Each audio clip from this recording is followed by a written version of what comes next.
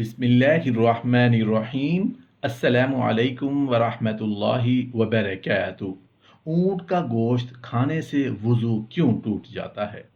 وضو توڑنے والی چیزیں، وضو کے مسائل۔ کیا اونٹ کا گوشت کھانے سے وضو ٹوٹ جاتا ہے؟ حضرت جابر بن سمرہ رضی اللہ عنہ سے مروی ہے کہ بلا شبہ ایک آدمی نے سوال کیا، یا رسول اللہ صلی اللہ علیہ وآلہ وسلم، کیا ہم بھیڑ بکریوں کا گوشت کھانے کے بعد وضو کریں؟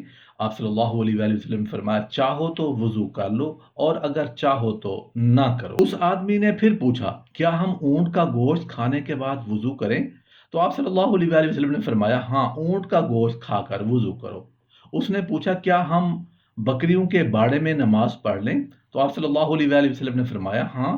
اس نے پوچھا، کیا ہم اونٹوں کے باڑے میں نماز پڑھ لیں؟ تو آپ صلی اللہ علیہ وآلہ وسلم نے فرمایا، نہیں۔ رسول اللہ صلی اللہ علیہ وآلہ وسلم نے اونٹ کا گوشت کھا کر وضو کرنے کے متعلق دریافت کیا گیا تو آپ صلی اللہ علیہ وآلہ وسلم نے فرمایا، اس سے وضو کرو۔ اور پھر آپ صلی اللہ علیہ وآلہ وسلم سے بکریوں کا گوشت کھا کر وضو کرنے کے بارے میں پوچھا گیا تو آپ صلی اللہ علیہ وآلہ وسلم نے فرمایا، اس سے وضو نہ کرو۔ پھر آپ صلی اللہ علیہ وآلہ وسلم سے اونٹوں کے باڑے میں نماز پڑھنے کے متعلق سوال کیا گیا تو آپ صلی اللہ علیہ وآلہ وسلم نے فرمایا، ان میں نماز نہ پڑھو کیونکہ وہ شیاطین کی جگہ ہے۔ پھر بکریوں کے باڑے میں نماز پڑھنے کے متعلق دریافت کیا گیا تو آپ صلی اللہ علیہ وآلہ وسلم نے ان میں نماز پڑھو کیونکہ وہ بابرکت جگہ ہے۔ امام بحیقی رحمۃ اللہ علیہ نے امام شافعی رحمۃ اللہ علیہ سے بیان کیا ہے کہ انہوں نے فرمایا کہ اگر اونٹ کا گوشت کھا کر وضو کرنے والی حدیث صحیح ہے تو میں اس کا قائل ہوں۔ امام بحیقی رحمۃ اللہ علیہ نے کہا کہ میں نے جواب دیا، اس کے متعلق ایک نہیں 2 حدیثیں موجود ہیں۔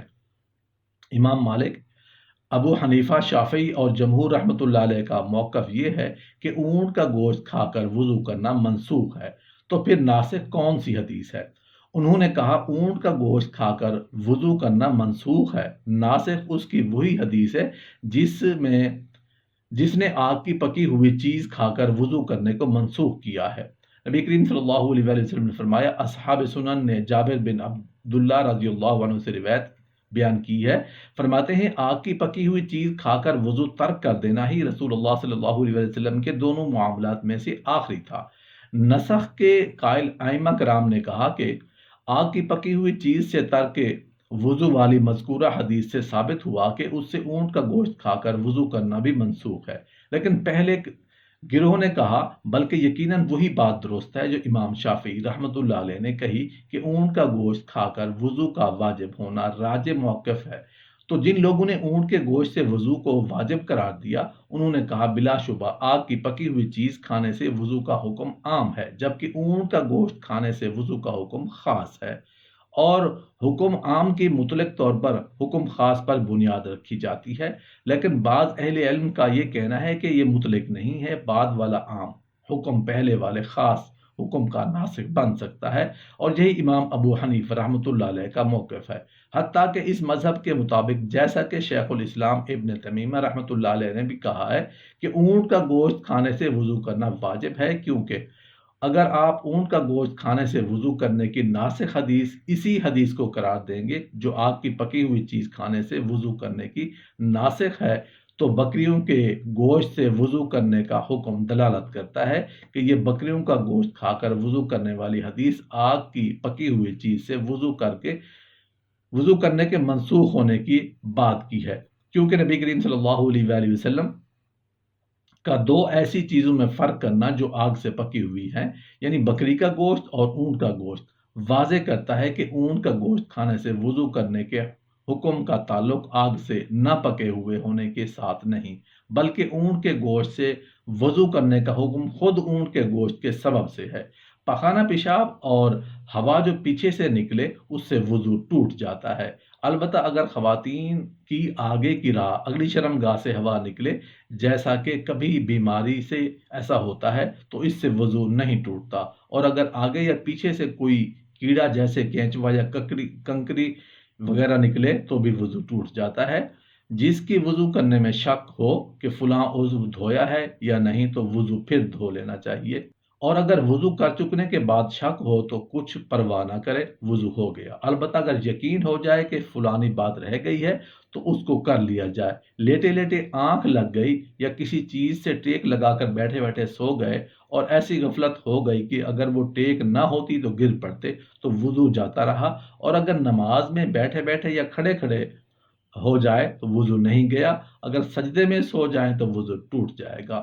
بیٹھے بیٹھے نیند کا ایک ایسا جھونکا آیا کہ گر پڑے، تو اگر گر کے فوراً ہی آنکھ کھل گئی ہو تو وضو نہیں گیا، اور جو گرنے کے ذرا بعد آنکھ کھلی ہو تو وضو جاتا رہا، اور اگر بیٹھے جھومتے رہے گرے نہیں تب بھی وضو نہیں گیا۔ اگر بے ہوش ہو گئے یا جنون سے عقل جاتی رہی تو وضو جاتا رہا، چاہے بے ہوشی اور جنون تھوڑی ہی دیر رہا ہو۔ اور ایسے ہی اگر تمباکو وغیرہ کوئی نشہ کی چیز کھا لی اور اتنا نشہ ہو گیا کہ اچھی طرح نہیں چلا جاتا، قدم ادھر ادھر ہو بہکتا ہے اور ڈگمگاتا ہے، تو بھی وضو جاتا رہا۔ اگر نماز میں اتنی زور سے ہنسی نکل گئی کہ اس نے خود بھی اپنی آواز سن لی اور اس کے پاس والوں نے بھی سن لی، جیسے کھل کھلا کر ہنسنے میں سب پاس والے سن لیتے ہیں، اس سے بھی وضو ٹوٹ گیا اور نماز بھی ٹوٹ گئی۔ اور اگر ایسا ہوا کہ آپ نے کو آواز سنائی دے مگر پاس والے نہ سن سکیں، اگرچہ بہت ہی پاس والے سن لیں، اس سے نماز ٹوٹ جائے گی، وضو نہ ٹوٹے گا۔ اگر ہنسی میں فقط دانت کھل گئے اور آواز بالکل نہ نکلی تو نہ وضو ٹوٹا اور نہ نماز جائے گی۔ مرد کے ہاتھ لگانے سے یا یوں ہی خیال کرنے سے اگر آگے کی راہ سے پانی نکل آئے تو وضو ٹوٹ جاتا ہے، اور اس پانی کو جو جوش کے وقت نکلتا ہے مزی کہتے ہیں۔ بیماری کی وجہ سے رینٹ کی طرح لیس دار پانی آگے کی راہ سے آتا ہو تو احتیاط اس کو کہنے میں ہے کہ وہ پانی نجس ہے اور اس کے نکلنے سے وضو ٹوٹ جاتا ہے۔ پیشاب یا مزی کا قطرہ سوراخ سے باہر نکل آیا لیکن ابھی اسی کھال کے اندر ہے جو اوپر ہوتی ہے، تب بھی وضو ٹوٹ گیا۔ وضو ٹوٹنے کے لیے کھال سے باہر نکلنا ضروری نہیں ہے۔ مرد کے پیشاب کے مقام سے جب عورت کے پیشاب کا مقام مل جائے اور کچھ کپڑا وغیرہ بیچ میں آڑ نہ ہو تو وضو ٹوٹ جاتا ہے۔ ایسے ہی اگر دو عورتیں اپنی اپنی پیشاب گاہیں ملا لیں تب بھی وضو ٹوٹ جاتا ہے، لیکن یہ خود نہایت برا اور گناہ ہے، اور دونوں صورتوں میں چاہے کچھ نکلے چاہے نہ نکلے ایک ہی حکم ہے۔ وضو کے بعد ناخن کٹائے یا زخم کے اوپر کی مردار کھال نوچ ڈالی تو وضو میں کوئی نقصان نہیں آیا، نہ تو وضو کے دہرانے کی ضرورت ہے، نہ ہی اتنی جگہ کے پھر تر کرنے کا حکم ہے۔